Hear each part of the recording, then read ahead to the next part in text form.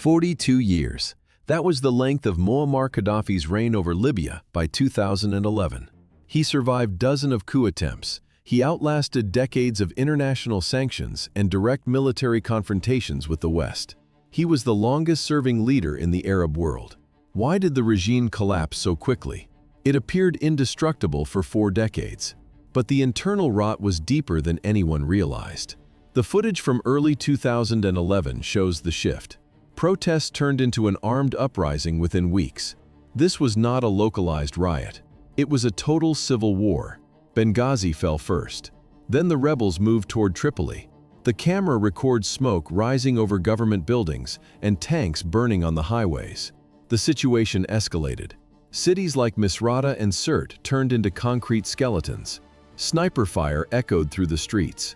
Gaddafi did not surrender his authority. He moved from bunker to bunker, fleeing the advancing rebel forces and NATO airstrikes. He left behind his gold-plated furniture and his private jets. At first glance, a strategic retreat, but in reality, a desperate flight. The final moments occurred on October 20th, 2011. There was no courtroom trial or formal execution. The scene was a drainage pipe on the outskirts of Sirte. Gaddafi's motorcade was hit by missiles. He crawled into the concrete tunnel to hide. The rebels found him. The sound of shouting and gunfire fills the shaky mobile phone footage. 1942. Muammar Mohammed Abu Minyar al-Gaddafi was born in a desert tent near Sirte, Libya. His family were poor Bedouin nomads. They lived in the sand, far from the coastal cities. There were no palaces then, only the heat of the desert and the struggle for survival. He entered the military as a young cadet. He trained in Libya and traveled to the United Kingdom for further instruction. In 1969, everything changed. Gaddafi was 27 years old. He led a group of junior officers in a bloodless coup. King Idris was gone. The young colonel was now in charge of the entire state.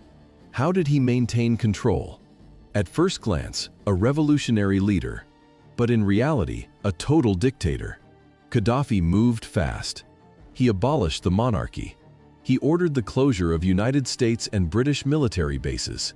He seized the oil industry and placed it under state control. Billions of dollars began to flow into his hands. He created a system called the Jamahiriya. He told the world the people were in charge. In reality, he held every lever of power. There was no one to stop him. The footage from the 70s and 80s shows a radical. Gaddafi dressed in bright uniforms. He spoke of revolution while funding armed groups across the globe. He became a pariah. Western intelligence agencies tracked his every move. December 21, 1988. 270 people died when Pan Am Flight 103 exploded over Lockerbie, Scotland. The world blamed Libya. The sound of the explosion echoed for decades. International sanctions hit the country hard. The economy stalled. Ships stopped arriving. Gaddafi changed his tactics. He began to promote Pan-African unity. He called himself the King of Kings. He wanted to lead a continent against the West. But this was only the beginning of his transformation. By the 2000s, he started to soften his image. He abandoned his nuclear and chemical weapons programs. He shook hands with Western leaders. He tried to reopen the Libyan economy to the world. But inside the country, the pressure was building. The reality was different for ordinary Libyans. Political parties were illegal. Freedom of speech was non-existent. Secret police monitored the streets. Anyone who spoke out disappeared into prisons. Corruption became the foundation of the state. Oil wealth didn't reach the poor. It stayed with the elite and Gaddafi's inner circle. The camera records his family living in massive luxury villas with gold-plated furniture. Meanwhile, ordinary citizens struggled to find basic goods. The divide was growing. There was no turning back. Thus, the stage was set for a collapse. February 2011. Protests erupted across Libya. This was no accident. In Benghazi, the second-largest city, the atmosphere was electric. Similar uprisings had already toppled leaders in Tunisia and Egypt. The world called it the Arab Spring.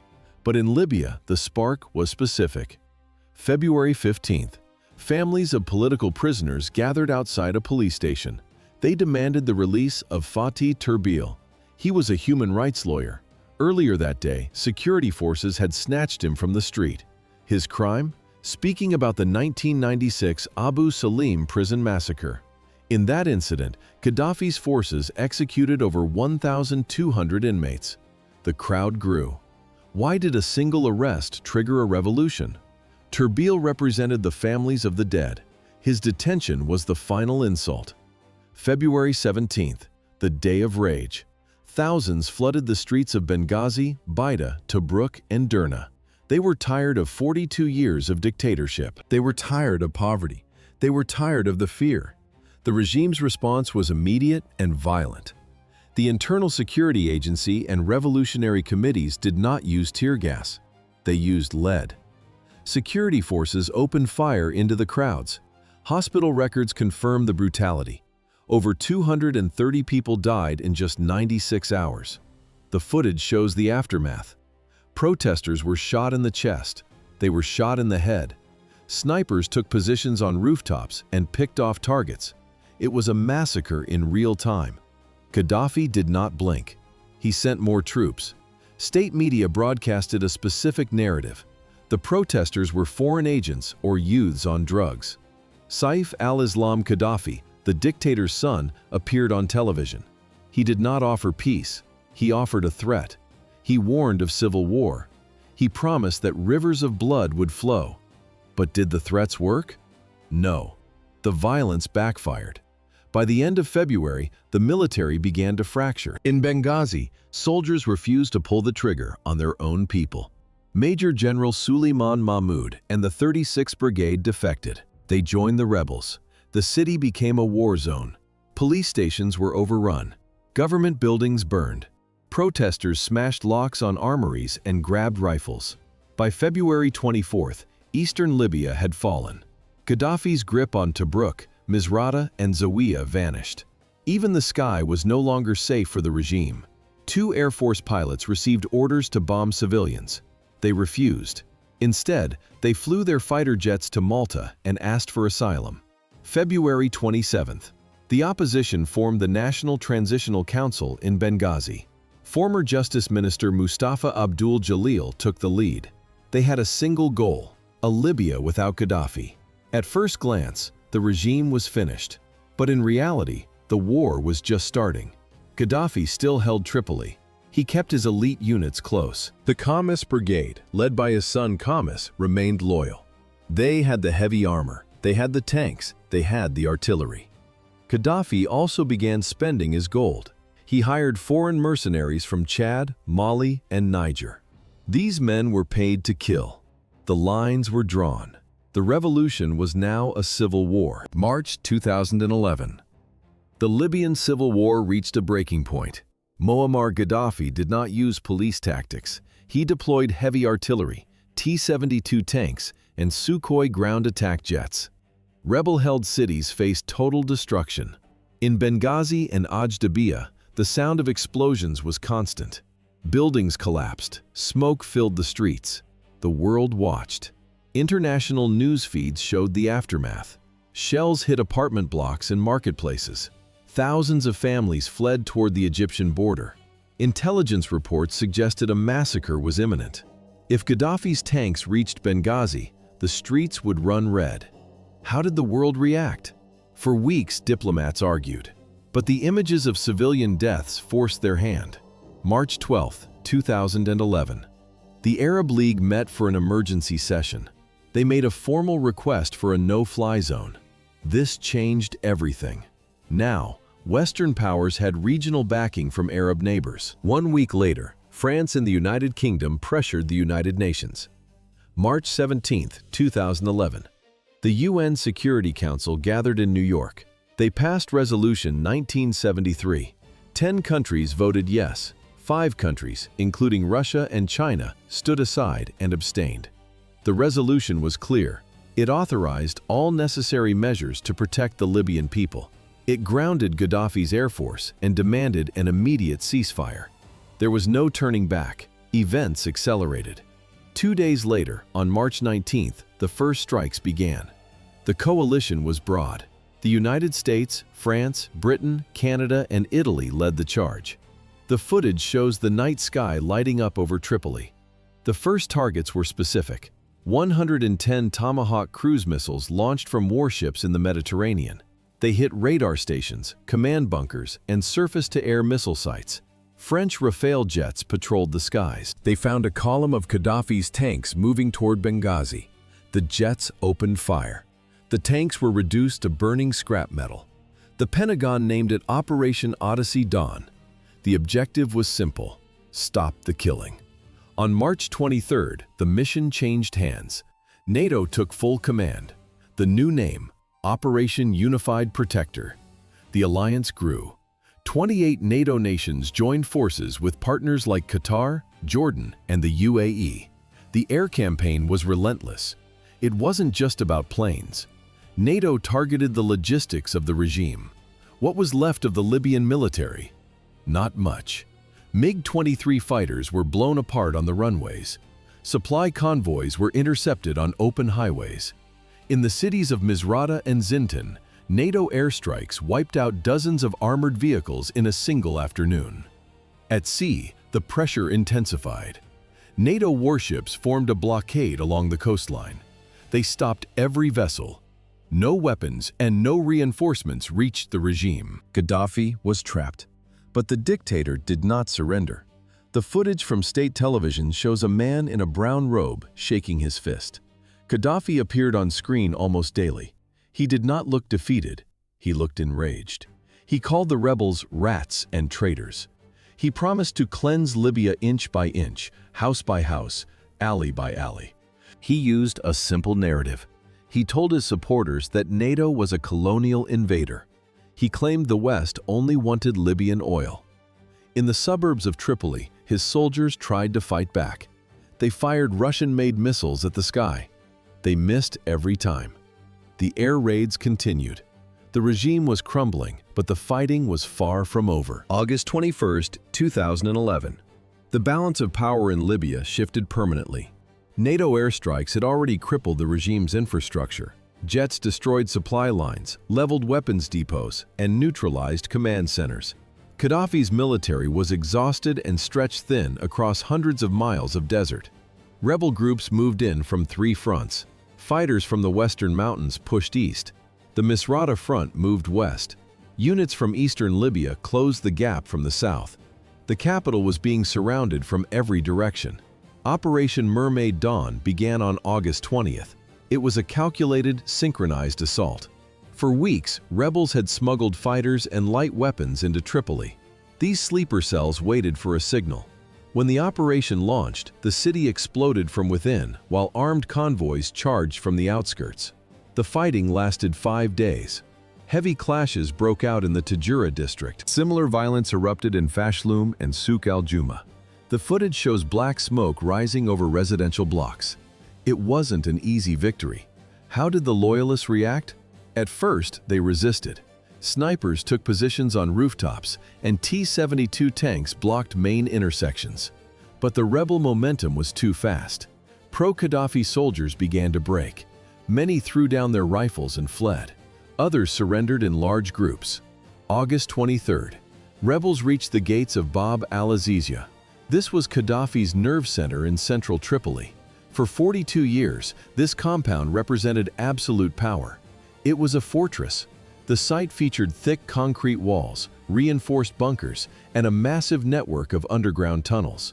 The rebels breached the perimeter. Inside the frame, chaotic scenes of fighters looting the palace. They found gold-plated weapons, luxury cars, and stacks of classified documents. Tables were still set with food. It was clear the leadership had left in a panic, but the man himself was missing. At first glance, a fallen stronghold, but in reality, an empty prize. Gaddafi had vanished. Intelligence reports later confirmed he fled the city before the first rebel units reached the gates. The hunt was now on. Thus ended the battle for the capital. August 19, 2011. Muammar Gaddafi was a ghost. He moved under the cover of darkness between safe houses, relying on loyal tribal networks to stay one step ahead of the rebels. His family began to scatter. On August 29th, his wife Sophia, his daughter Aisha, and his sons Hannibal and Mohammed reached the Algerian border. The Algerian government granted them temporary refuge. Another son, Saadi, fled south across the desert into Niger. Local authorities there immediately detained him. But Gaddafi refused to cross any border. Why did he stay in a collapsing country? It was a matter of pride. He believed leaving Libya meant total defeat. He chose to hide in the territories of loyalist tribes, specifically around his hometown of Sirte. This was a strategic decision and a personal one. Sirte sits on the Mediterranean coast. It is located 450 kilometers from Tripoli and 570 kilometers from Benghazi. Gaddafi had transformed this once small town into a symbol of his power. He built modern complexes, wide boulevards, and sprawling government offices. He hosted African Union summits here. He even proposed making Sirte the capital of a United States of Africa. Now, the city was his final fortress. Early September arrived. Gaddafi entered Sirte with a shrinking circle of followers. The group consisted of a few close aides, personal bodyguards, and fighters from the Qadhadfa tribe. These were men bound to him by blood and history. His sons Mutassim and Saif al-Islam were also in the area, moving between hidden bunkers and reinforced villas. At first glance, Gaddafi was still a leader, but in reality, he was trapped. Tripoli had fallen. Sirte was cut off from the world. Cell towers were down, and satellite phones were risky. Food and medical supplies were running low. Gaddafi was no longer a head of state. He was a fugitive in his own capital. But this was only the beginning. The National Transitional Council moved in during the second week of September. Thousands of fighters from Misrata, Benghazi, and Zintan surrounded the perimeter. They arrived in technicals, pickup trucks mounted with heavy machine guns. They expected a quick victory. They were wrong. The footage shows ruins, smoke, and rubble. Loyalist snipers took positions on rooftops. Artillery units dug into residential neighborhoods. They used homes, schools, and hospitals as shields against the advancing NTC brigades. Every major road was a death trap. Landmines and improvised explosive devices were buried in the sand and asphalt. The NTC began heavy shelling in mid-September. Grad rockets and mortars hit the city center day and night. NATO aircraft circled overhead, dropping precision bombs on bunkers and command centers. The sound of explosions was constant. Thousands of civilians tried to escape through checkpoints, but many remained trapped in the crossfire. The infrastructure failed. Water stopped flowing. Power grids went dark. Inside the city, Gaddafi lived like a nomad. He moved between abandoned houses every few hours to avoid NATO sensors. He slept on thin mattresses in basement rooms. There was no longer a central command. He gave orders, but there was no one left to listen except his immediate circle. His son Mutassim took charge of the street-to-street defense, coordinating the final resistance. It got worse. By late September, the circle closed. The NTC controlled the outskirts and began a slow, block-by-block advance. Every alleyway became a battlefield. Progress was measured in meters, not kilometers. The rebels faced constant sniper fire and sudden ambushes. The city was a graveyard of concrete and steel. There was no turning back. Thus began the final siege of Sirte. October 2011. NATO planes circled the sky above Sirte 24 hours a day. Drones and surveillance jets monitored the city from high altitudes. They tracked heat signatures and scanned for radio signals. Gaddafi understood the risk. He issued a strict order: no phones, no radios, and no electronic equipment. The group kept their few satellite phones switched off. They only powered them on for seconds at a time. Instead, they relied on human runners. These messengers moved through the ruins on foot. They carried handwritten notes between different hideouts. This was the only way to communicate without being detected. The city was a shell. Electricity was cut off. Water pipes were shattered. Gaddafi's group survived on canned goods and dry rations. Loyal civilians occasionally brought in small bags of rice or bread. But it was never enough. There were no proper medical supplies left in the district. Wounded fighters received treatment with basic tools and no anesthesia. Antibiotics were non-existent. The soldiers were dying from more than just bullets. Hunger, dehydration, and infections spread through the ranks. Only 200 fighters remained. Most were from Gaddafi's own tribe. They were men from Sirte or nearby desert towns. They formed a tight, armed convoy every time the leader moved.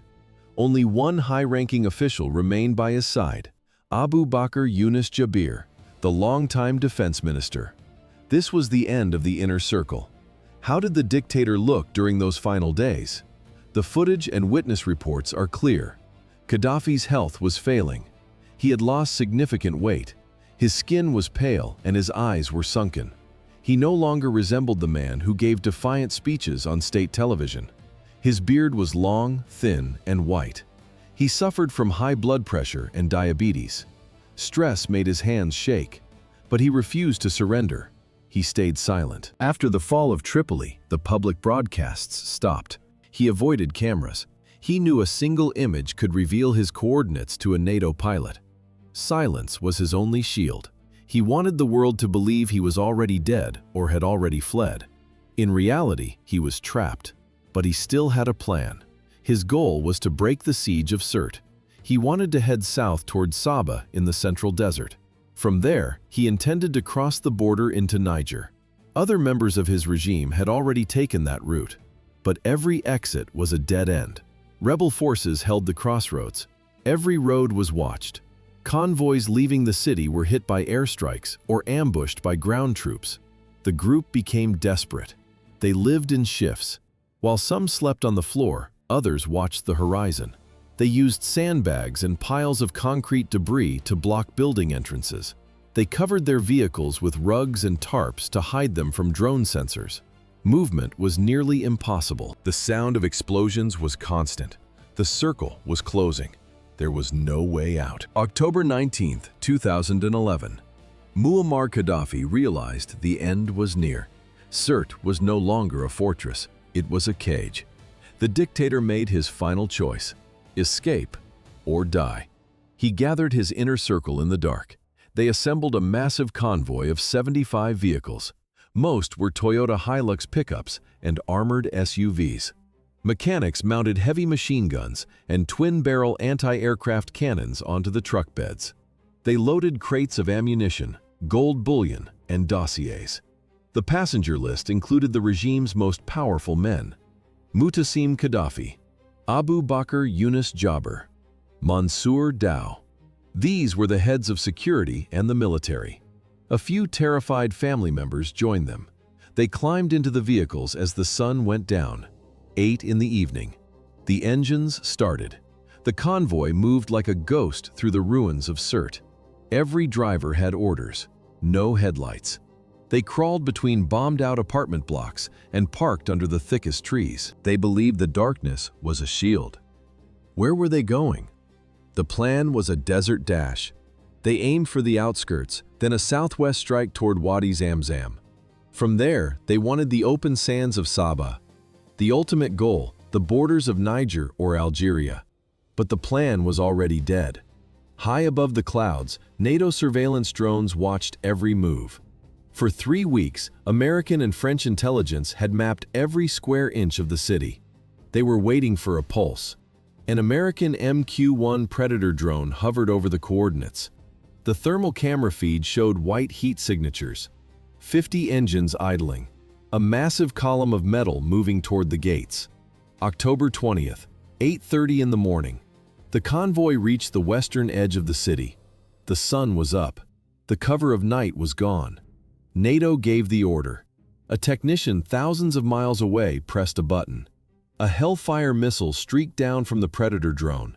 It slammed into a lead vehicle. The explosion turned the truck into a wall of fire. The front of the line stopped dead. Minutes later, the sound of jet engines tore through the sky. French Mirage 2000 fighter jets dived. They released laser-guided bombs on the rear of the column. The footage shows total chaos. Multiple vehicles erupted in orange fireballs. The strikes hit both ends of the line, creating a metal trap. The middle vehicles had nowhere to go. Panic set in. Soldiers jumped from burning trucks. The air smelled of gasoline and cordite. The dictator was trapped on a road to nowhere. October 20th, 2011. The convoy came under fire. Muammar Gaddafi's security detail attempted to return fire, but they were trapped in the open. They had no cover. NATO airstrikes hit the vehicles with precision. Some cars disintegrated instantly. Others flipped and rolled as drivers attempted desperate maneuvers to escape the explosions. Dozens of loyalist fighters died where they sat. The smell of burning rubber and gasoline filled the air. Survivors scrambled out of the wreckage. They ran toward unfinished concrete buildings and open lots. Some headed for a large drainage pipe under the road. Gaddafi, his son Mutassim, and his security chief Mansur Dow were among the survivors. They fled on foot. The dictator was covered in dust and blood. The group slipped into the round drainage pipe to hide. The pipe was 4 feet in diameter. It was just large enough for a man to crawl through. Brush and debris partially obscured the entrance. Inside, the group waited. They remained silent. They hoped the rebels would pass them by. But the Misrata rebel brigades were already closing in. They had tracked the convoy for days. They arrived at the blast site minutes after the airstrikes ended. The rebels carried AK-47 rifles, grenades, and light machine guns. They moved systematically. They searched every damaged truck and every nearby structure. The searchers found the trail. Bloodstains and heavy footprints led toward the road embankment. A few fighters followed the marks to the mouth of the drain. They did not take chances.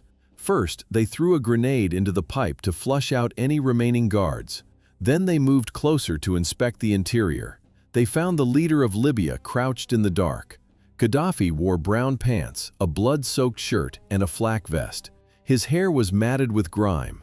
His face was a mask of blood and dirt. Shrapnel from the airstrike had opened wounds on his left arm, his back, and his right leg. The rebels reached in and pulled him out into the sunlight. He could barely stand. He stumbled as his boots hit the dirt. Seconds later, they captured Muammar Gaddafi and Abu Bakr Yunus Jabr. Both were bleeding from multiple wounds. Other guards tried to run into the desert, but the rebels cut them down with gunfire. Mansur Dow was taken alive. He later admitted the group was attempting to reach Sirte to regroup. The scene turned chaotic. Rebels dragged Gaddafi to the main road. They forced him into the back of a white pickup truck. News of the capture traveled instantly via radio and mobile phones. More fighters arrived every minute. The area became a bottleneck of trucks and armed men. The truck moved slowly through the crowd. Men began hitting Gaddafi with sticks and fists. They used the butts of their rifles to strike his head. Some pulled his hair. Others tore at his clothing. The air was filled with shouting. They screamed about the decades of torture and the bombings his regime had ordered. Fighters climbed onto the moving truck to get a better view. There was no chain of command. No one was in control. Amateur video footage captured the moment. The lens shows Gaddafi slumped over. He is bleeding heavily from his head and torso. He tried to sit up once, but the crowd forced him back down. The truck continued to crawl through the narrow, packed road. The violence did not stop. This was the end of the road for the regime. October 20th, 2011, 1 o'clock in the afternoon.